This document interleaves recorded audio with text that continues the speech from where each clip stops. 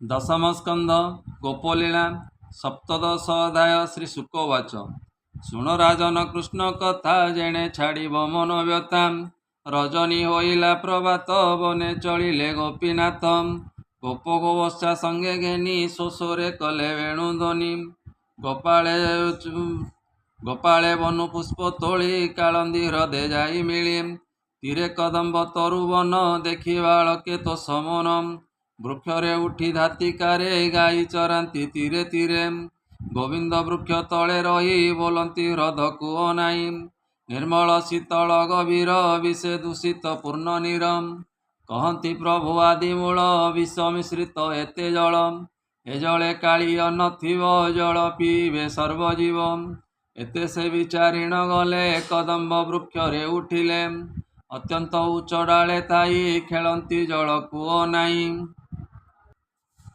परीक्षित वाचन राजन शुणी मन तो से मुनि को कहती और से अगाध जले ऋषिकेश सर्प को देले गृहवास अनेक जुग जले थिला कृष्ण रे अपराध कला हरिर महिमा अशेष कंसर निमंते प्रकाश माया मनुष्य अवतार गोपते छंती नंदगर अमृतर समय वाणी तार चरित कर्णे शुणी दया सागर बनमाली कि दोष कला तांकु काली साधव प्राणी कर मते के छाड़ी पारिब ताजिते कहती व्यासंक नंदन राजन हुओ सावधान बारा निवारणे मुरारी मनुष्य देहे अवतरी दुष्ट निवारी सन्थ पाली दया सागर बनमाली कालिय विषे जलनाश जंतु जे न करती ग्रासम गरल जल बतासरे पक्षी न उड़ती भୟରେ दासवश्चल ऋषिकेश गाढ़े पिंदिले पीतवासम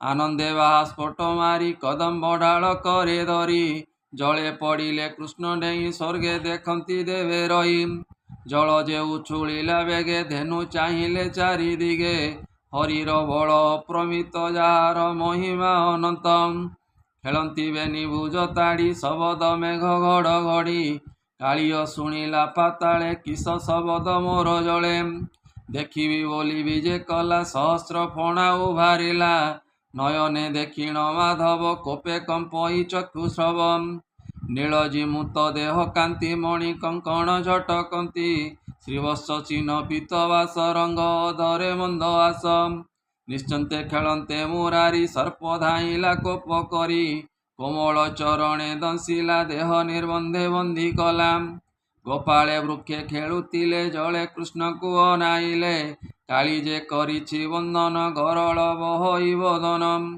नागरे बंधन शरीर देखि कंपति थरर मन वचन हरिदे डली पड़िले शोकमय कांदती कृष्ण को अनाई विकल के पारिब कही हृदय ताड़ती बेनी पाणी मूर्छिते पड़िले धरणी गरुए कृष्ण को अनाई कांदती चारि दिग चाई कृष्णर देहे चक्षु दे चित्र प्रतिमा प्राय होई ए बस्चा जे कांदती विकले उभारी कदम्बर मूले गोकुले दिशिला अरिष्टि रुधिर संगे जल वृष्टि ए भूमिकंप इथर हर दिवसे घोर अंधकार गगने शुभे घोर नाद त्रिविधरिष्टर प्रमाद गोपाळे देखि खर तरे मिलिले नंदर मंदिरे कहती काहीं तो कुमर रिष्ट पड़िला गोपपुरम शुणी यशोदा थर हर रामर धरिछंती कर नंद बोलती पुत्र काहीं बने जे घेनी गले गाई अनंत अछि मोर घरे विष्णु जे गले वन घरे कि बुद्धि करी बई मुहि केमंते पुत्र मुख चाही यशोदा शुणी मोहमान धरणी पड़ी अचेतन शुणी कांदती गोप नारी चहले दश दिग पुरी ए सकले राम घेनी संगे मिलिले वृंदावन भागे कृष्ण चरण चिन्ह चाही चालती आंगुली देखाई कालंदी निकटे मिलिले गोप गोवत्सा को चाहिले हृदय देखती जल राशि लहरी गगन गरासी जले देखिले दामोदर नागरे बंधन शरीर विष नले अचेतन गरल बहई बदन देखि कांदती उच्च स्वरे गोरु गोपाल तीरे तीरे विकले होइण मूर्छित निर्जीव होई भूमिगत ଏ ଗୋପୀଙ୍କ ଚକ୍ଷୁ କୃଷ୍ଣ ଦେହେ କାନ୍ଦନ୍ତି ଅତି ମାୟାମୟେ ପ୍ରଳୟ ଗଣିଲେ ଜଗତ କୃଷ୍ଣର ଦେହେ ସର୍ପାଘାତ ଯଶୋଦା ଦେଖି ମୋହଗତ ଗୋପୀ ହୋଇଲେ ଭୂମିଗତ ସୁତକୁ ଚାହିଁ ଅଚେତନ ନନ୍ଦର ଦେହେ ନାହିଁ ଜ୍ଞାନ ବାଳକ କାଳୁ ଯେତେ ଗୁଣ କାନ୍ଦି କହନ୍ତି ପୁଣ ପୁଣ ଜଳେ ପଶନ୍ତେ କୃଷ୍ଣ ମାତ ଗୋପୀ ଧରନ୍ତି ପାଦ ହସ୍ତ ନିକଟେ ଦେଖି ହଳଦର ଆବରି କାଳନ୍ଦିର ତୀର ରାମ କହନ୍ତି ରହ ରହ ଦେଖିବା ଶ୍ରୀକୃଷ୍ଣର ଦେହ ଗରଳେ ବିକଳ ମୁରାରୀ କାଳି ଅଛି ଯେ ଦେହ ଧରି ଗୋବିନ୍ଦ ଶରୀର ବଢିଲା କାଳି ଯେ ଛନ୍ଦି ନ ପାରିଲା କୃଷ୍ଣର ଦେହ ଭାରା ଲାଗି ସର୍ପର ଗଣ୍ଠି ଛନ୍ଦ ଭାଙ୍ଗି ତକ୍ଷଣେ କୃଷ୍ଣକୁ ଛାଡ଼ିଲା ସମ୍ଭାଳି ନ ପାରି ଉଡ଼ିଲା ଉଠିଲା ଖଣ୍ଡେ ଦୂର ଯାଇ ଗର୍ଜଇ କୃଷ୍ଣକୁ ଅନାଇ ସହସ୍ର ଫଣା ଉଭାରିଲା ଗରଳ ଅଗ୍ନି ଉଦ୍ଗାରିଲା ଜିହ୍ୱା ବୁଲାଇ ଅନ୍ତରାଳେ ନାଗ କୋଟିଏ ଛନ୍ତି ମେଳେ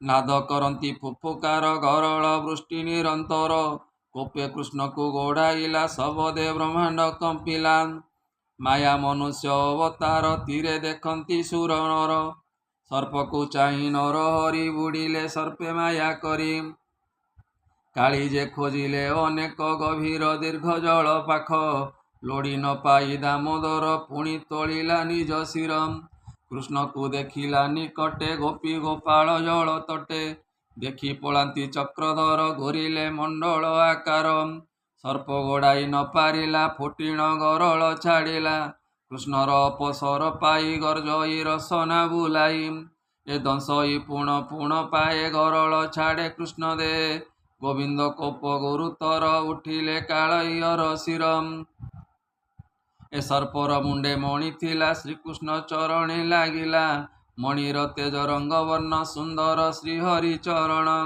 ତ୍ରିଭଙ୍ଗୀ ଛନ୍ଦେ ଉଭା ହୋଇ ନାଚନ୍ତି ଗୋପାଳକୁ ଚାହିଁ କୃଷ୍ଣର ନୃତ୍ୟ ଦେବେ ଚାହିଁ ମିଳିଲେ ବୃନ୍ଦାବନେ ଯାଇ ତାଣ୍ଡବ ରସେ ଗୀତ ଗାଇ ଗନ୍ଧର୍ବେ ବୀଣା ନାଦ ବାଇ ମୃଦଙ୍ଗ ବୀଣା ନାଦ କରି ରଙ୍ଗେ ନାଚନ୍ତି ଅପସରୀ କୁସୁମ ବରସିଲେ ଆଣି ଯେ ଝାର ମତେ ସ୍ତୁତି ଭଣି ଶୁଣି ସାନନ୍ଦ ବନମାଳି ନୃତ୍ୟ କରନ୍ତି ପାଦ ଚାଳି ପ୍ରାଣ ହୋଇଲା କଣ୍ଠାଗ୍ରତ ସହସ୍ର ଫଣା ମୁରୁଚିତ ଯେବଣ ଶିର ଉଚ୍ଚେ ଥାଇ କୃଷ୍ଣ ଉଠନ୍ତି ବେଗେ ଢେଇ ରୋଷେ ନଚନ୍ତି ପାଦ ଚାଳି ରୁଧିର ତାର ମୁଖ ଗଳି କାଳିଅ ମନେ ବିଚାରିଲା ନିଶ୍ଚୟ ମରଣ ହୋଇଲା ହରିରେ ପଶିବି ଶରଣ ଡାକିଲା ରଖ ନାରାୟଣ ଦାସ ବତ୍ସଳ ପିତବାସ ତକ୍ଷଣେ ହୋଇଲେ ଉଶ୍ୱାସ କାଳି ଯେ ଜୀବନ ପାଇଲା ଗୋବିନ୍ଦ ମୁଖକୁ ଚାହିଁଲା ସଭୟ ନ ପାରଇ ଚାହିଁ ଭୟେ କମ୍ପଇ ତାର ଦେଇ ସତେକ ପତ୍ନୀ ତାର ଥିଲେ ସ୍ୱାମୀର ମରଣ ଜାଣିଲେ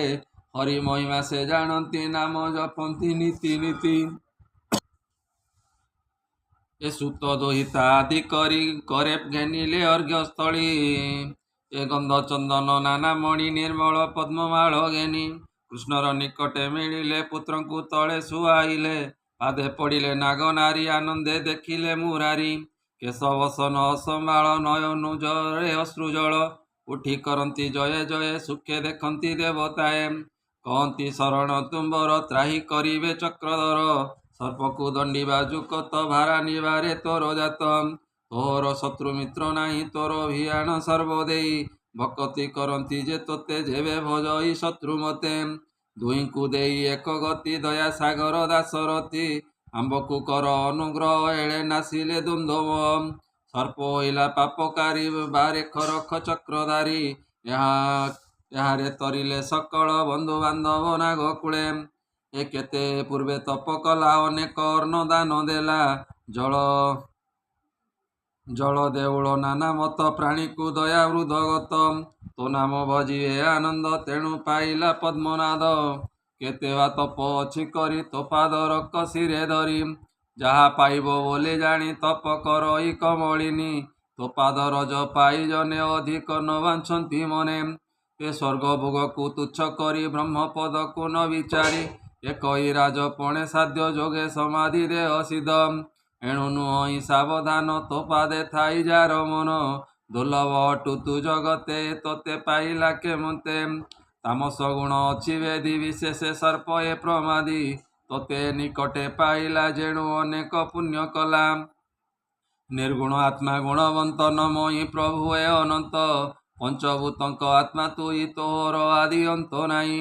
ଜ୍ଞାନ ଅଜ୍ଞାନ ଆଜ୍ଞା ହେଉ ତ୍ରିଗୁଣ ରାଗ ମାୟା ମୋହୁ। ସୃଷ୍ଟି ପାଳିନ କରୁ ଅନ୍ତ ତୁ କାଳ ରୂପୀ ଗୋପୀନାଥ। ଅନନ୍ତ ରୂପେ ଶୂନ୍ୟମୟ ତ୍ରିଗୁଣ ଭେଦୁ ପୁଣ୍ୟ ଦେ। ନିଗମ ମନ୍ତ୍ରେ ଦୟା କରି ଜଗତେ ହେଉ ରୂପଧାରୀ। ତୋହର ଦେହେ ତିନି ଲୋକେ କର୍ମ ଭୁଞ୍ଜନ୍ତି ଦୁଃଖ ସୁଖେ। ଯେ ତୋତେ ସାଧୁ ପଣେ ଭଜେ ସେ ତୋର ଦେଲା ଫଳ ଭୁଞ୍ଜେ। ତୋତେ ଯେ ନ ଭଜନ୍ତି ଜନ ସେ ପ୍ରାଣୀ ତରିବେ କେଶନ। ଆମ୍ବର ସ୍ୱାମୀ ଏକାବେଳେ ଦ୍ରୋହ ଯେ କଲେ ପାଦ ତଳେ। ଏ ଦୋଷ ସହିବା ମୁରାରି ଆମ୍ବେ ତୋହର ପରିବାରୀ। ପ୍ରାଣ ଛାଡ଼ିବ ଏହି କ୍ଷଣି ତୁ କି ନ ଜାଣୁ ଚକ୍ର ପ୍ରାଣୀ। ଆମ୍ବକୁ ଦିଅ ସ୍ୱାମୀ ଦାନ ତୋର ଶରଣ ଭଗବାନ। ଏବେ କରିବୁ କିସ କହ ବିଚାର କରି ଆଜ୍ଞା ଦିଅ। ରାଜାଙ୍କୁ ସୁକ ମୁନି କହେ ଶୁଣି ସନ୍ତୋଷ ଦେବ ରାୟ। ନାଗ କାମିନୀ ସ୍ତୁତି ଦେଖି ଦୟା ବସିଲା ପଦ୍ମ ଆଖି। ପାଦେ ପ୍ରହାର ଛାଡ଼ି କରି ଉଶ୍ୱାସ ହୋଇଲା ମୁରାରୀ। କାଳି ଯେ ଜୀବନ ପାଇଲା ଶ୍ରୀକୃଷ୍ଣ ମୁଖକୁ ଚାହିଁଲା। ସଭଏ ଶୋକ ଗଦ ଗଦେ ପୁଣି ପଡ଼ଇ ପଦ୍ମ ପାଦେ। ବୋଲଇ ଶୁଣ ନାରାୟଣ ଜଗତ ତୋହରି ଭିଆଣ। ତୁ ମତେ କଲୁ ସର୍ପେ ଜାତ ସ୍ୱଭାବେ ଛାଡ଼ିବି କେମନ୍ତ। ତାମସ ଗୁଣେ ଜାତ କରି ଗରଳେ କଲୁ ଅଧିକାରୀ। ତେଣୁ ମୁଁ କ୍ରୋଧ ବଶ ହୋଇ ସ୍ୱଭାବ ଛାଡ଼ି ନ ପାରଇ। ତୋହର ମାୟା ଜାଣୁ ତୁଇ ମୋତେ ରଖିବା ଭାବଗ୍ରାହୀ। ନାଥ ମୁଁ କଲି ଅପରାଧ ତାମସ ଗୁଣେ ବୃଦ୍ଧବନ୍ଧ। ତେଣୁ ନିଷ୍ଠୁର ମୋ ସ୍ୱଭାବ ବିଚାରି ଦଣ୍ଡ ପଦ୍ମନାଭ। ଯେ ତୁମ୍ଭ ଇଚ୍ଛା ମୋତେ କର ତୋର ଶରଣ ଚକ୍ରଧର। ସର୍ପ ବିକଳ କର୍ଣ୍ଣେ ଶୁଣି ଦୟା ବହିଲେ ଚକ୍ରପାଣି। ଶ୍ରୀ ଭଗବାନ ବାଚ କହନ୍ତି ଜଳିୟକୁ ଚାହିଁ କାଳନ୍ଦୀ ହ୍ରଦେ ନଥା ତୁଇ। ବନ୍ଧୁ ବାନ୍ଧବ ଘେନି ସଙ୍ଗେ ସମୁଦ୍ରେ ପଶ ଯାଇ ବେଗେ। ଜଳଧି ଦ୍ୱୀପ ମଧ୍ୟ ଗତେ ଗରୁଡ଼ ଭୟ ନାହିଁ ତୋତେ। ମୋହର ପାଦ ତୋର ଶିରେ ଲାଗିଲା ସହସ୍ର ଫଣାରେ। ଗରୁଡ଼ ଦେଖି ନିସ୍ତରିବ ତୋହର ଚରଣେ ପଡ଼ିବ। ନିର୍ଭୟ ହୋଇ ବେଗେ ଯାଅ ମୋହର ଭକ୍ତି ହୃଦେବ। ଏ ଜଳ ଅମୃତ ମୁଁ କରି ଗରଳ ଦୂରେ ପରିହରି। ଏ ବନେ ଯେତେ ବନଚାରୀ ଆନନ୍ଦେ ଜଳ ପାନ କରି। ସୁଖେ ବଞ୍ଚିବେ ସର୍ବଜୀବେ ଜୀବନ ନିଶ୍ଚିନ୍ତେ ରହିବେ। ଶୁଣ କାଳିଅ ମୋ ଉତ୍ତର କହଇ ତୋତେ ଦେଇ ବର। ତୋହର ମୋର ଏ ଚରିତ ଯେ ସୁମରିବେ ଅବିରତ। ସର୍ପ ବିଘାତେ ନାହିଁ ବାଧା ଯେ ମୋତେ ସୁମରି ତ୍ରିସନ୍ଧ୍ୟା। ଏ ଜଳେ ସ୍ନାନ କରିବେ ପିତୃତର୍ପଣ ପିଣ୍ଡ ଦେବେ। ଆହାର ତେଜି ଉପବାସେ ଜାଗର ଦେଇ ନଦୀ ପାଶେ। ମୋ ନାମେ ରଜନୀ ବଞ୍ଚିବେ ସକଳ ପାପୁ ସେ ତରିବେ। ଏ ଶ୍ରୀହରି ଆଜ୍ଞା ଘେନି ଶିରେ ତୀରେ ଉଠିଲା ଧାତିକାରେ। କୁଟୁମ୍ବ ଘେନିଣ ସଙ୍ଗରେ ପୂଜିଲା ଗୋବିନ୍ଦ ପୟରେ। ଗନ୍ଧ ଚନ୍ଦନ ରଙ୍ଗ ବାସ ଅମୂଲ୍ୟ ରତ୍ନମଣି ତ୍ରାସ। କମଳା ମାଳା କଣ୍ଠେ ଦେଇ ଆନନ୍ଦେ ନାନା ଗୀତ ଗାଇ। କୁଟୁମ୍ବ ଘେନି ପ୍ରଦକ୍ଷିଣ କାଳିଅ କଲା ପୁନ ପୁନ। ଉତ୍ତର ଦିଗକୁ ଚାହିଁଲା ଗୋବିନ୍ଦ ଆଦେଶେ ଚଳିଲା।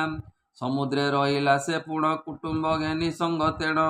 ସେଦିନୁ ଗୋପେ ନର ନାରୀ ଆନନ୍ଦେ ଜଳପାନ କରି। ସେ ହରି ଚରଣ କମଳେ ମୋ ମନ ରହୁ ରସ ବଳେ। ସୁଜନେ ଜନେ ଏଣେ ରସ କହଇ ଜଗନ୍ନାଥ ଦାସ। ଇତି ଶ୍ରୀମଦ୍ଭାଗବତେ ମହାପୁରାଣେ ପାରମହଂସ୍ୟାଂ ସହିତେ ବୟାସିକ୍ୟାं ଦଶମ ସ୍କନ୍ଧେ କାଳିୟ ମୋକ୍ଷଣ ନାମ ସପ୍ତଦଶ ଅଧ୍ୟାୟ। बोल वंदे कबार हरि हरि बोल।